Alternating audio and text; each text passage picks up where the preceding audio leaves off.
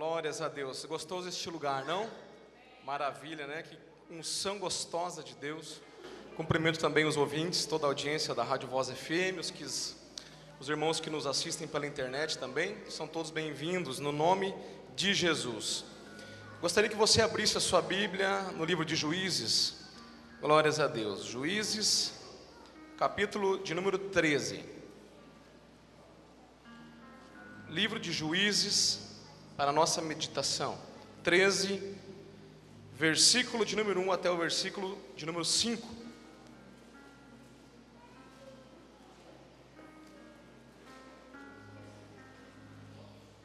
Juízes,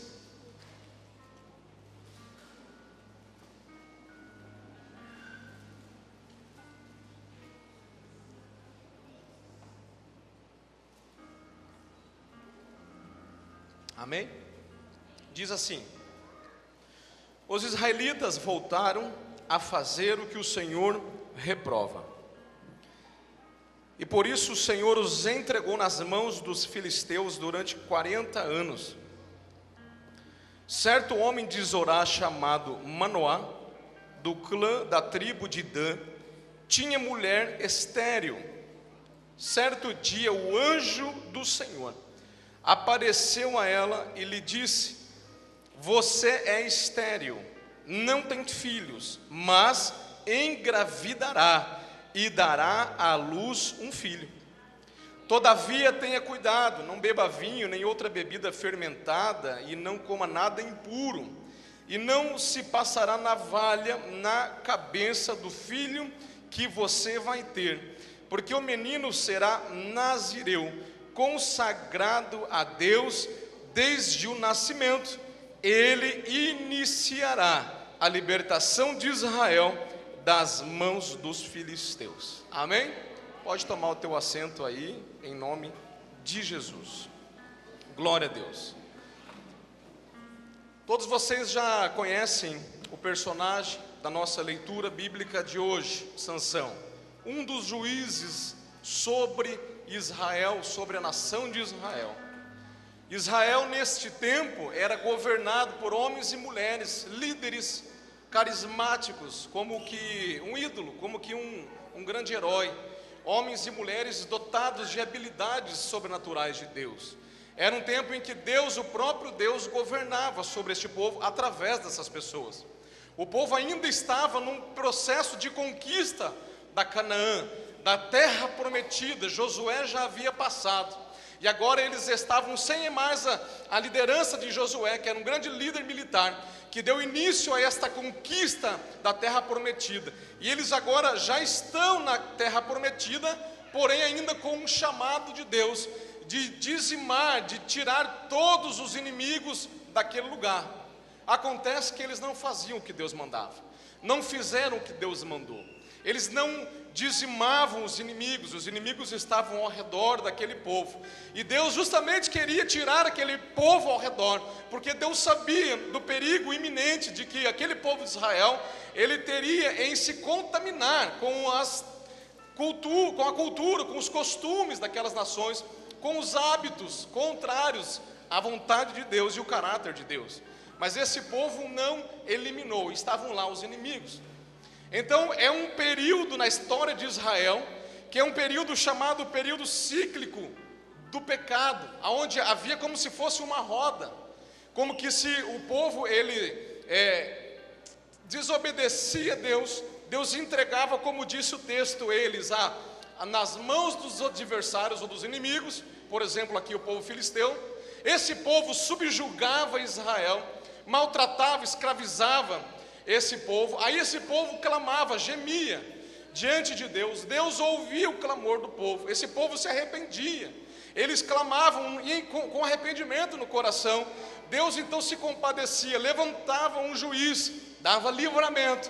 Daqui a pouco, quando estava tudo bem, esse povo se esquecia de Deus, voltava a se contaminar. E Deus então, como juízo contra esse ato, esta atitude, este comportamento, permitia novamente que o povo inimigo tomasse jugo contra Israel. E assim foi um período de 350 a 400 anos da história de Israel. Esse período aqui denominado então o período dos juízes. E agora o juiz da vez aqui, a bola da vez, como se diz aí, é Sansão. Agora o que eu chamo a atenção aqui para esse texto, que eu acho tão forte aqui, nós vamos tirar alguma coisa para nós aqui hoje, é que o texto começa dizendo que esta mulher era o quê? Estéril. E ela não tinha filhos. Uma mulher estéril é alguém que não pode ter filho. Só que vem um anjo do Senhor, e aqui na Bíblia, na minha e na sua também, se você reparar, este anjo aqui está com A maiúsculo. E toda vez que aparece anjo com um A maiúsculo na Bíblia, a teologia vai nos ensinar que se refere ao próprio Cristo, que se manifestou no Antigo Testamento antes do período da sua própria revelação, que é no Novo Testamento. Então aqui não era um anjo como um ser sobrenatural apenas, mas era o próprio Senhor, porque há uma diferença. Você encontra anjo com A minúsculo, e algumas vezes você encontra anjo com A maiúsculo. E aqui a teologia chama de teofania, que é a manifestação do próprio Deus aqui na terra aos homens. Então isso nos faz entender que o próprio Senhor agora desce e fala algo para esta mulher: você é estéril, mas eu trago uma palavra sobre a tua vida, você vai gerar um filho. E não só isso, o filho que você vai gerar, ele traz uma promessa sobre a sua vida. Ele tem um legado, ele tem um chamado, ele tem um ministério, uma chamada, como você quiser chamar. Ele tem uma missão na sua vida, e é para isso que ele vem. Por isso que você vai ver que ela não poderia beber vinho, bebida forte, porque ele seria diferenciado, nazireu. Nazireu você vai encontrar lá aqui no Antigo Testamento, você vai encontrar no livro de Deuteronômio falando sobre isso, no livro de Levíticos, melhor dizendo, falando sobre este voto. Era um voto perpétuo, era um voto de alguém que ia ser separado do nascimento até a sua morte. E na Bíblia nós temos pelo menos 3 muito claros: Sansão, Samuel e João Batista. Eles eram assim, não cortava cabelo, não podia beber vinho, porque era um costume judeu beber vinho. O judeu sempre fez uso do vinho, mas o nazireu, no voto do nazireado, ele não podia, ele era um separado para Deus. Quando eu começo a entender esse texto aqui, que o Senhor nos traz a meditação hoje, e começando a leitura, entendendo que uma mulher estéril é visitada pelo Senhor, e ela recebe a notícia de que dará à luz, e ela recebe a promessa de que resultado desta gravidez, este filho, será uma grande bênção, será um homem com um grande chamado. Eu começo a entender algo aqui nesta noite, muito espiritual. Você que está aqui nesta noite, você que me ouve pela rádio, pela internet, você que está nos acompanhando, se por algum motivo ou de alguma forma você está diante desta mensagem, é porque você não faz parte de uma coincidência. Você não veio ao mundo por causa de um erro de cálculo dos seus pais. Você não veio ao mundo por uma coincidência, mas por causa de uma cristocidência. Você veio ao mundo porque você é fruto também de uma promessa. Você é alguém que foi escolhido por Deus para estar no mundo, e não só no mundo, para estar aqui neste lugar ouvindo a palavra de Deus nesta noite. Diga para o seu irmão: você é fruto de uma promessa. Aleluia. Você precisa acreditar nisso, meu irmão. Não foi você que escolheu servir a Deus. Não foi você que escolheu os caminhos do Pai. Não fui eu que escolhi estar aqui nesta noite. Não foi eu que escolhi servir a este Deus desta Bíblia Sagrada.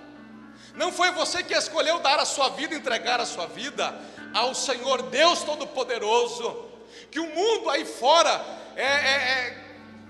zomba sem medidas, persegue, e não é de hoje. Não foi você que escolheu, não foi você que escolheu estar aqui. Quando eu digo aqui, não digo sementes da fé, mas digo na presença do Senhor. Foi o Senhor que te escolheu, porque a palavra vai dizer lá em Colossenses que as coisas do Antigo Testamento, elas são sombras das coisas que viriam. Das coisas que viriam quando? Na plenitude dos tempos. E quando que é a plenitude dos tempos, pastor? Na revelação de Jesus Cristo. Porque aquilo que é sombra se revela em Cristo. No Antigo Testamento nós tínhamos o tabernáculo, por exemplo, para cultuar a Deus. Cada parte do tabernáculo se remete à pessoa do nosso Senhor e Salvador Jesus Cristo. Cada parte, você vê um libertador lá no Antigo Testamento chamado Moisés. Ele é um tipo de Cristo que libertaria o povo do pecado, que traria libertação. Você vai ver tantas figuras no Antigo Testamento, são inúmeras, que vai remeter a Cristo. Cristo é a plenitude. E se lá está dizendo que no antigo é sombra, então significa que o novo é a revelação, é a plenitude. E no novo Jesus está dizendo lá em João capítulo 15: não foi vós que escolheste a mim, mas fui eu que escolhi a vós, para que vades e dei frutos, e frutos que permaneçam. Então você é objeto, você é fruto de uma escolha, de uma promessa. E assim como você é parte de uma promessa de Deus, assim como Sansão foi uma promessa, e sobre ele havia uma promessa, você também é uma promessa, e sobre a sua vida há também uma promessa. Nós ouvimos aqui domingo acerca dos talentos. Sobre a sua vida há um ministério. Sobre a sua vida há uma chamada. Ninguém está aqui para fazer volume na presença de Deus. Ninguém está aqui para simplesmente estar. Nós temos o ide de Deus, o imperativo, ide e pregai o evangelho a toda criatura. Ide e pregai. A nossa parte é pregar, irmão. Nós não precisamos obrigar ninguém a crer. Perceba algo importante: às vezes tem crente tão chato que pega e começa a pregar o evangelho para os outros, parente, amigo, família, colega, e enquanto não chacoalhar enquanto não colocar goela abaixo o evangelho na vida daquela pessoa, não sossega. E não é assim. O evangelho não nos manda fazer isso. Ele fala: prega, ide e prega. Você fala. Porque quem vai regar, quem vai dar crescimento, quem vai regar vai ser outro, mas quem vai dar crescimento vai ser o Senhor. E tem muitos que não querem crer nesta palavra que você porta. Tem muitos que não querem acreditar na mensagem que você leva, na mensagem que eu levo, e nós não temos nada o que fazer, porque a nossa parte é pregar. Ide e pregai.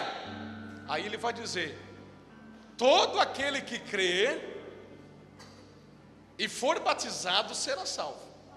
Quem não crê já está condenado. Então nós não precisamos ser crentes chatos. Aqui eu só abro um parênteses, né? Que às vezes por exemplo, eu mesmo teve uma época na minha vida, quando eu era adolescente, que eu tinha alguns abençoados assim, crentes próximos, que me faziam querer distância do evangelho, de tão chatos, de tão insistentes, porque não é por força e nem por violência, Augusto. É o Espírito Santo que convence o coração do homem. Se o Espírito Santo não convencer você não vem aqui adorar o nome de Jesus. Se o Espírito Santo não convencer a você sair da tua casa, gastar a tua gasolina, gastar o teu tempo, dar dízimo, oferta na obra de Deus, no reino de Deus, se não é o Espírito, ninguém pode. Não são meia dúzia de palavras bonitas, mas o Espírito Santo convence o coração daqueles que são dele. Então tem um termo aí fora que fala assim, uma palavra que chama prosélito, e aí é um termo que classifica uma pessoa de proselitista. O que é isso, pastor Carlos? É alguém que quer converter os outros, que não respeita o que o outro pensa, você quer fazer com que o outro pense como você quer que ele creia. Não é assim. Só que sobre a tua vida há uma chamada. Aí você pode falar assim hoje: mas pastor, não, o senhor está enganado. O Senhor tem uma chamada, o Senhor está aí pregando, o Senhor está ali tocando, a sua esposa está cantando, vocês têm chamada. Eu não. Você pode não saber pregar, você pode não saber cantar, mas você sabe adorar. Porque quem canta se preocupa com o tom, em afinar e desafinar, com a técnica, se prepara, tem que desenvolver. é aquela chamada que está sobre a sua vida, mas quem adora não está preocupado com o desafinar ou afinar. Quem adora está preocupado, ou deveria estar preocupado, em tocar o coração do Pai. Então você pode não ter um chamado para estar aqui cantando, mas você tem uma chamada para adorar o nome dEle. Ah, mas eu não sei pregar, eu não sei evangelizar, mas talvez você sabe contribuir. Talvez Deus te dá a semente, você é alguém abastado financeiramente. Talvez você pode, então você é chamado a contribuir. Sabia que a Bíblia diz que contribuição é um ministério? Contribuir é um ministério. Administrar é um ministério. Talvez eu não sei, também não tenho para dar, pastor. Então, você pode socorrer alguém, ajudar. Socorro também é um ministério. Eu não sei, também não sei socorrer. Então você sabe amar o teu próximo.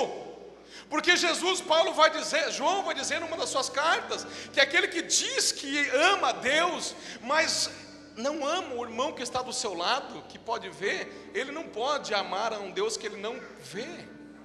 É mentira. Então você pode amar, você pode estender o amor de Cristo para alguém, você pode ser uma pessoa amável, você pode ser uma pessoa de bem, você pode mostrar o teu cristianismo através do amor de Cristo refletido na sua vida. Paulo vai dizer: de nada adianta ter todos os dons. Eu posso ter o dom da ciência, eu posso fazer mais, atear fogo ao meu corpo. Se não tiver amor, nada disso vai adiantar. É tudo em vão. Ele vai dizer que aquele que ama cumpre a lei, porque o maior mandamento que Jesus deixa é o amor a Deus sobre todas as coisas, e o amor ao próximo como a si mesmo. Aquele que pratica isso, Jesus diz, cumpre a lei. Então você pode amar. Você tem uma chamada sobre a sua vida. Todos nós temos um chamado.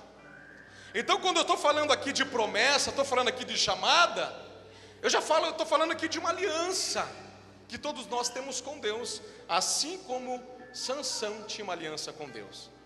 Só que perceba, não foi Sansão que escolheu ter uma aliança, foi Deus quem escolheu ter. Então pare com aquele sentimento de baixa estima, aquele complexo de inferioridade que você está por engano aqui. Deus está falando com alguém. Que você está por engano aqui nesse lugar, nesse ministério, no corpo de obreiro, em algum departamento, porque eu não sou capaz, capaz você realmente não é, eu também não sou e nunca serei. Acontece que o Senhor nunca chamou alguém capacitado, Ele chama os pequenos para confundir os grandes, porque é Ele quem capacita as nossas vidas. Se Ele quiser colocar você aqui pregando no meu lugar, Ele vai colocar e acabou. E Ele vai te capacitar e você vai pregar melhor do que eu, muitas vezes mais. Porque não será na tua força, não será na tua inteligência, mas será no poder e na sabedoria desse Deus maravilhoso. É Ele que escolhe, é Ele quem faz aliança, é Ele quem escolheu você. Então para de falar que não é contigo o negócio, é contigo. Para de correr da raia, é contigo. Por muito tempo eu tentei correr, não dá. Para onde me irei de ti, Senhor? Se eu subir aos céus, lá tu está. Se eu descer ao profundo do Hades, lá tu está também. Para onde poderemos escapar do Espírito Santo de Deus? Quando eu falo isso, irmão, estou dizendo para você se reafirmar, para você renovar a tua aliança com Deus. Porque foi o Senhor que escolheu você para estar aqui, foi o Senhor que escolheu você para ter um ministério, mas o fulano não gosta do meu ministério, mas a Mariazinha falou mal, mas a Chiquinha não gosta de mim, mas a Terezinha, ela diz que eu não sou apta, que eu não tenho as ferramentas suficientes.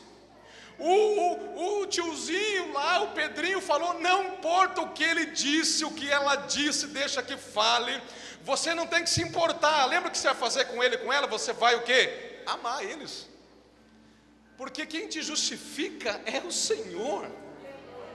Quem te justifica é o Senhor.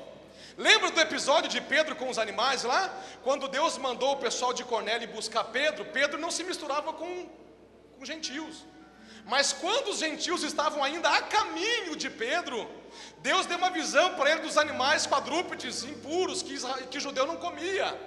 E aí Deus falou para ele: mata e coma. E Pedro disse: jamais, Senhor, não, eu nunca fiz isso, nunca comi animal impuro, como dizendo: eu sou judeu, eu sou limpinho. Aí o Senhor dizia para ele na visão: não chame impuro o que eu já purifiquei. E aí diz a Bíblia que 3 vezes a visão repete, para mostrar para Pedro, sabe o que Deus estava dizendo? Pedro, aqueles que você acha que são gentios e que não merecem estar na tua presença, ei, eu estou qualificando eles, eu estou dizendo que eles estão purificados, porque eu já purifiquei, e você derruba esse preconceito e vai com eles.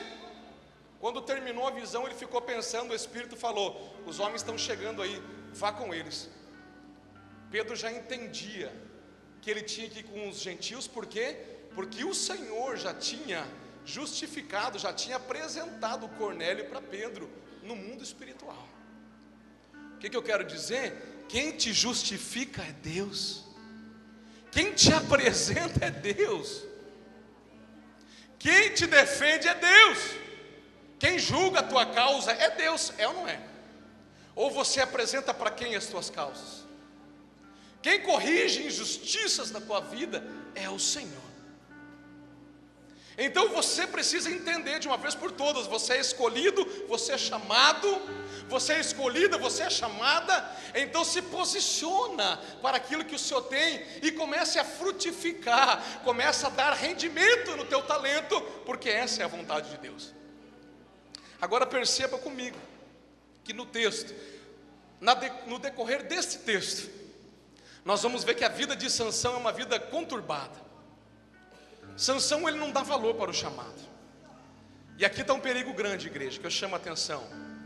Sansão não dava valor para o seu chamado. Ele não valorizou o que Deus tinha com ele, e era grande o que Deus tinha com ele. O poder que descia sobre a sua vida era sobrenatural. Com uma queixada de jumenta matou 1000. Pensa numa coisa dessa, é fora da realidade. Não tem como. Tem como, Evanildo? Com uma jumenta matar 1000. Talvez matar uma meia dúzia, mas 1000. Acontece que quando o Senhor desse universo, o Criador, o que chamou a existência e tudo que existe há por causa desta ordem, quando ele entra no negócio, aquilo que é natural tem que dar lugar para o sobrenatural. E o sobrenatural começa a acontecer. Então o que ele tinha na vida dele era muito grande. Ele tinha um poder grande do Espírito. Ele tinha uma força sobrenatural. Ele tinha tranças, e você sabe da história, que o segredo estava ali como um símbolo. Ele não poderia ter aquele cabelo cortado, aquelas tranças cortadas, porque senão ele perderia a sua força.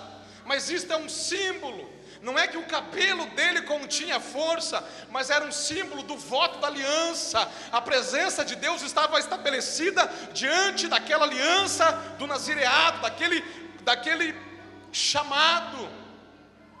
E ele não valorizou. Ele se prostituía. Ele não podia tocar em animal morto. Ele foi lá, comeu mel em cima do leão morto. Ele não podia ter relação com mulheres. Ele ia lá e tinha relação com mulheres prostitutas, se prostituía. Então o que Sansão era? Ele era um crente? Era. Trazendo para os nossos dias, ele era um crente com um chamado lindo, com um chamado tremendo, mas ele era um crente carnal. Ele era um crente que não valorizava o Espírito de Deus. Ele era um crente que não dava valor para aquilo que está na palavra, aquilo que estava para ser obedecido. E quantos de nós muitas vezes fraquejamos por não dar valor? Ah, quem sou eu? Só mais uma vez? Vou continuar fazendo isso aqui porque eu não sei, o pastor lá não pode fazer, mas eu não tenho problema, porque eu não sou nada. Eu não tenho lá o cargo. Eu já ouvi tanto isso. Você tem que cuidar, porque você é ministro, você é isso, aquilo. Agora eu não sou nada. Ei, que negócio é esse? Quem é que falou?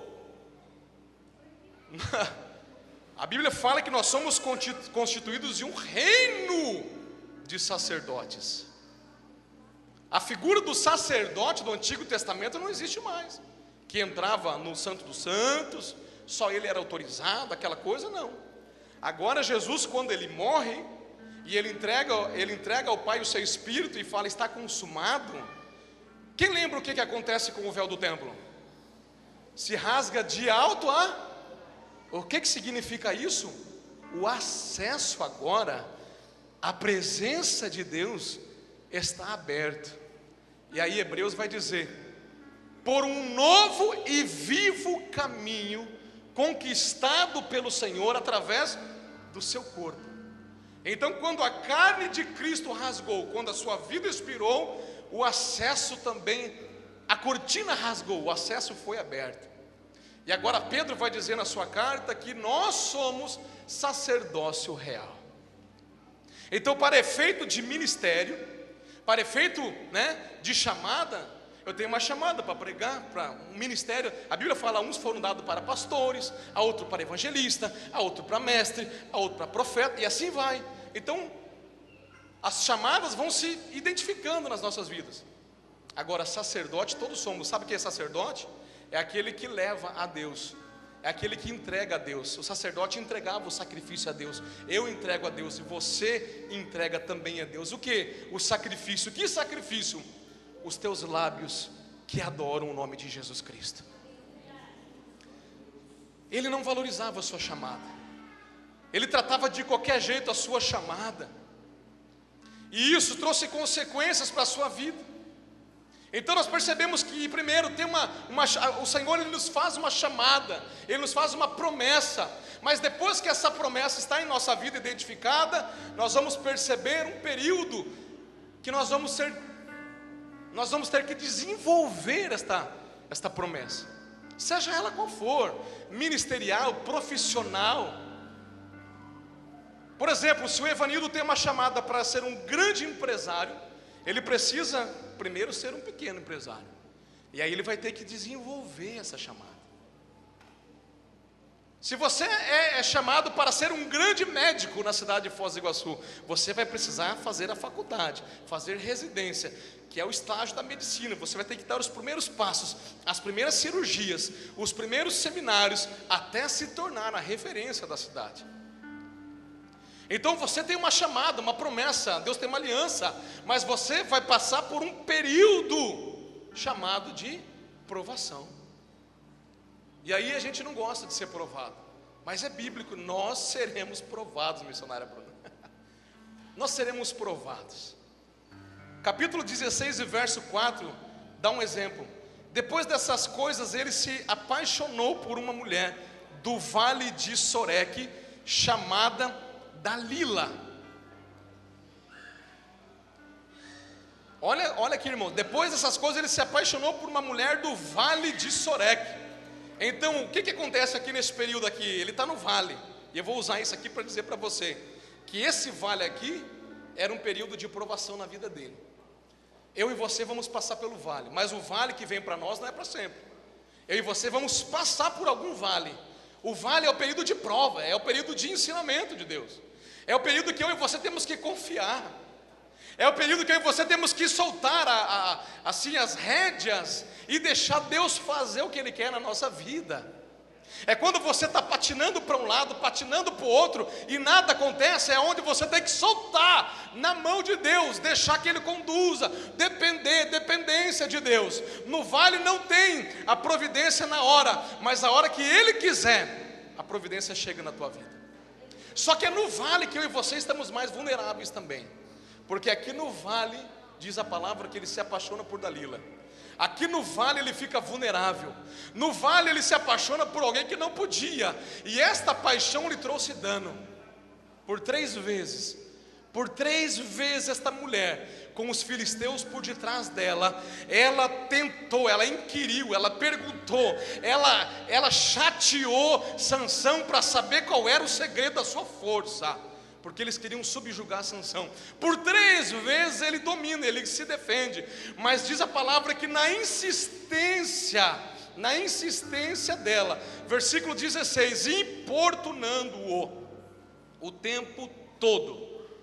Ela o cansava dia após dia, ficando ele a ponto de morrer, importunando o tempo todo. Sabe quem é Dalila aqui para nós hoje? É o adversário. Cuidado, irmão, cuidado, irmã.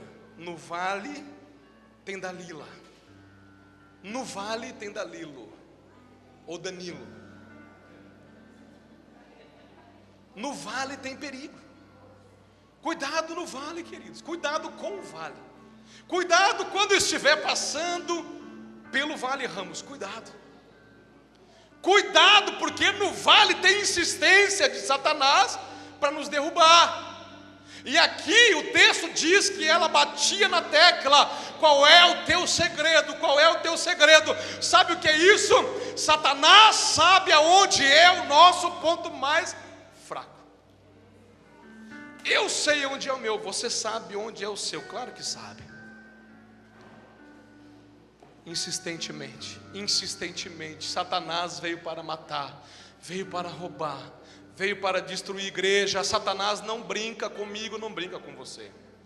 Quando você assiste lá um programa policial, quando você vê aquelas atrocidades, e é aquilo que Satanás tem prazer em fazer: matar, destruir, roubar. Ele não brinca, irmãos.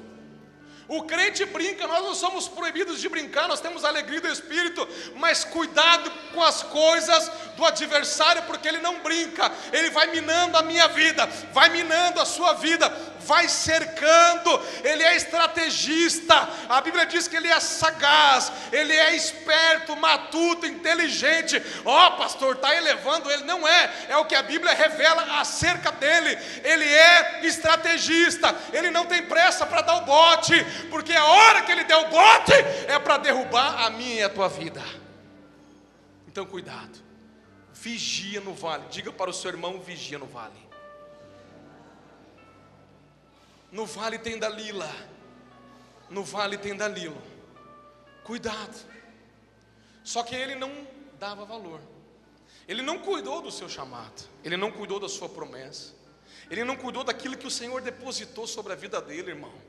Querido, Deus tem depositado sobre as nossas vidas. Deus tem depositado tanto sobre as nossas vidas, irmãos. E a gratidão é a primeira coisa que nós temos que ter. Deus tem depositado, Ele tem cuidado de você. Eu tenho certeza que você tem testemunho na sua vida. Eu tenho certeza que Ele já supriu a tua necessidade. Eu tenho certeza que Ele já deu livramento para a sua vida. Eu tenho certeza que Ele já interferiu na sua história. Eu tenho vários para contar. Labachuri andarai. Mas Ele não cuidou, e como paga desse descuido, porque ele não vigiou, ele cede, ele não consegue resistir àquela insistência do inimigo, e ele conta o segredo. Nunca foi passado navalha. Se passar navalha, eu perco a força.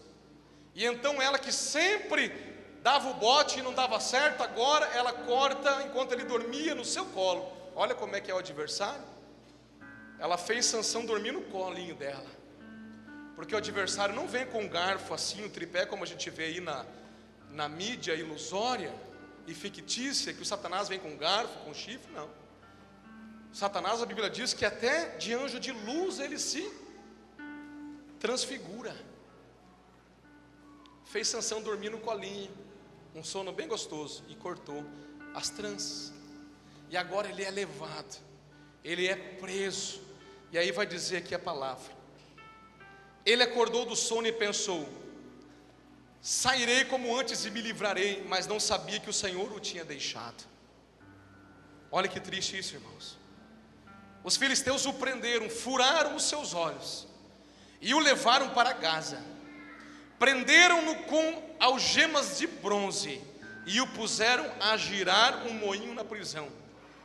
Escute agora: mas logo o cabelo de sua cabeça começou a crescer novamente. Aqui vem uma parte triste, dura, mas uma parte esperançosa e de alegria.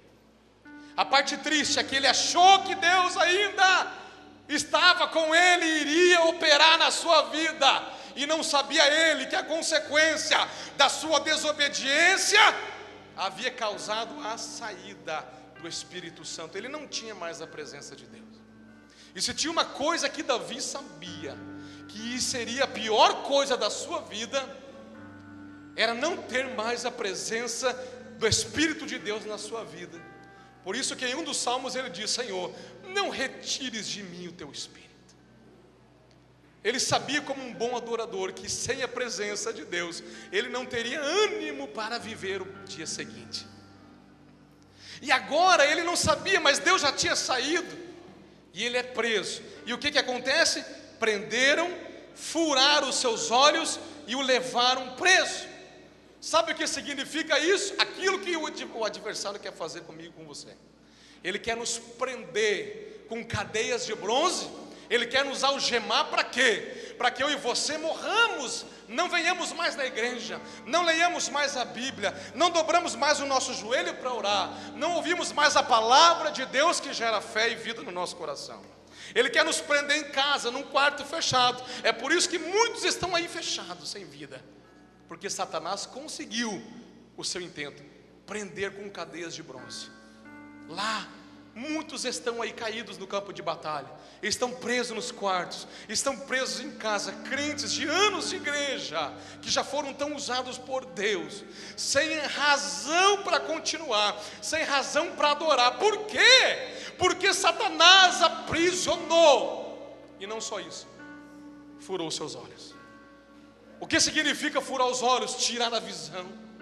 O que o inimigo quer fazer comigo e com você? Ele quer tirar a nossa visão, a visão da promessa. Qual é a promessa que eu e você temos? A vida eterna. João fala isso em uma das suas cartas, e a promessa que ele nos fez é essa: a vida eterna. Quando Satanás consegue furar o olho de um crente, ele perde a visão da promessa. Ele perde a visão da promessa de ter uma família, de ter um ministério, de ter uma vida digna diante de Deus. Ele perde a visão, ele é cego para as coisas de Deus, para o Evangelho de Jesus Cristo. Ele fura os olhos do ímpio para que não veja a luz do Evangelho de Cristo e não se converta dos seus pecados.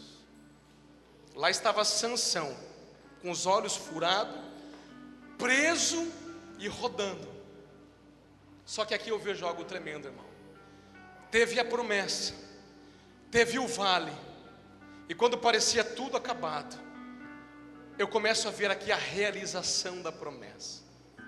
E quando eu vejo que Deus fala aqui, que mais logo o cabelo da sua cabeça começou a crescer de novo, eu percebo que quando eu e você achamos que não tem mais esperança, que tudo está acabado, eu vejo a palavra de Deus dizendo: pode o inimigo ter cortado as tuas tranças, mas eu sou Deus que faço nascer cabelo novamente. Eu vou melhorar para você. Pode o inimigo ter te derrubado, mas eu sou Deus que estendo a mão para o caído e levanto e coloco de pé para adorar o meu nome. Alabassuri bicandarai. Eu coloco de pé. Pode o homem, o justo, 7 vezes cair, tantas vezes quantas forem necessárias, o Senhor vai nos levantar. Enquanto há vida, há esperança. Mas eu pequei, pastor, eu estou errado, eu vivo de forma errada, eu sei que há uma forma certa diante de Deus, mas eu não estou certo. Tem chance, tem esperança, tem segunda chance, principalmente quando você reconhece que precisa da segunda chance. O texto vai dizer que os líderes dos filisteus se reuniram para oferecer sacrifício ao seu deus Dagom e festejar, e cantavam ao seu Deus com o coração cheio de alegria, e pediram: traga Sansão para nos divertir, para zombar de Sansão. Ao inimigo querendo zombar da sua cara, da sua vida. E mandaram trazer Sansão da prisão, e ele os divertia. Mas quando puseram Sansão entre as colunas, Sansão disse ao jovem que o guiava pela mão: ponha-me onde eu possa apalpar as colunas que sustentam o templo. Aleluia. Para que eu me apoie nelas. Homens e mulheres lotavam o templo, todas as autoridades estavam lá. Cerca de 3.000 homens e mulheres se divertiam. E Sansão orou ao Senhor: ó soberano Senhor, lembra-te de mim, ó Deus, e eu te suplico, dá-me forças uma vez mais, e faze com que eu me vingue dos filisteus por causa dos meus 2 olhos. Então Sansão forçou as 2 colunas centrais, sobre as quais o templo se firmava, apoiando-se nelas, tendo a mão direita numa coluna e a esquerda na outra coluna. Disse: que eu morra com os filisteus. Em seguida ele as empurrou com toda a força, e o templo desabou sobre os líderes e sobre todo o povo que ali estava. Assim, na sua morte, escute, na sua morte, Sansão matou mais homens do que em toda a sua vida. Quando ele voltou a orar, Deus voltou a encher a sua vida. A promessa que estava sobre ele, lembra que lemos no início da mensagem? Ele daria início à libertação contra os filisteus. Agora ele está lá com toda a autoridade de filisteus naquele lugar. Todas as autoridades, irmãos. Se ele matasse aquele povo, acabava. Porque todas as autoridades, quem comandava aquela nação, estava lá. E agora, uma vez mais, ele reconhece. Isso fala de arrependimento, irmão. Quando há arrependimento, tem graça de Jesus. A graça de Cristo, que é o favor que nós não merecemos, ela busca arrependimento para ela atuar. Por isso que é uma diferença quando falamos que a graça é que nos salva, a graça é que nos perdoa. Não é que toda hora podemos fazer o que queremos, o que quisermos, não. É que quando fazemos algo que não era para fazer, mas nos arrependemos, quando nos arrependemos de uma vida pregressa, por isso não importa o que você foi lá atrás, homicida, prostituta, mentiroso, bandido, sem vergonha, ladrão, trambiqueiro, não importa, porque lá você foi, mas o arrependimento, ele encontra a graça divina. Sansão se arrependeu, ele começa a se arrepender do seu erro, da sua vida imoral, impura e desobediente. E agora, nesse ato de arrependimento, ele ora, e ele entrega a sua própria vida, ele ora, ele busca a presença de Deus, e agora o Senhor vem sobre a vida dele, e na sua morte, ele mata mais do que na sua vida inteira. O que eu quero dizer para você, ainda que você não queira, a segunda chance de Deus, ela vem sobre a sua vida. Ainda que você não acredite, a segunda chance de Deus vem sobre você. Ainda que você não acredite na promessa, na aliança que Deus tem contigo, há uma aliança de Deus, há um propósito de Deus. E ainda que esta aliança esteja talvez quebrada, ou esteja em desuso, esteja enferrujada, há um óleo de Deus para restaurar esta aliança sobre a tua vida.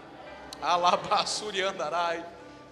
Através do arrependimento, através do perdão de Jesus, através do amor de Cristo, através de uma submissão e de uma humildade das nossas vidas. Sujeitai-vos, pois, a Deus, resisti ao diabo, e ele fugirá de vós. O Senhor tem renovo para as nossas vidas hoje. Não importa o que você passou ou tem passado, não importa, quando eu digo não importa, é porque não importa. É porque não importa. Porque a misericórdia de Deus é a causa de não sermos consumidos. Então por isso que não importa. porque se importasse, você já teria sido consumido, não estaria aqui. Mas a misericórdia dele tem te sustentado, e a graça de Deus tem te dado o favor que você não merece. Mas isso exige de nós um posicionamento de homens e mulheres comprometidos e aliançados com este Deus, aliançados até o fim.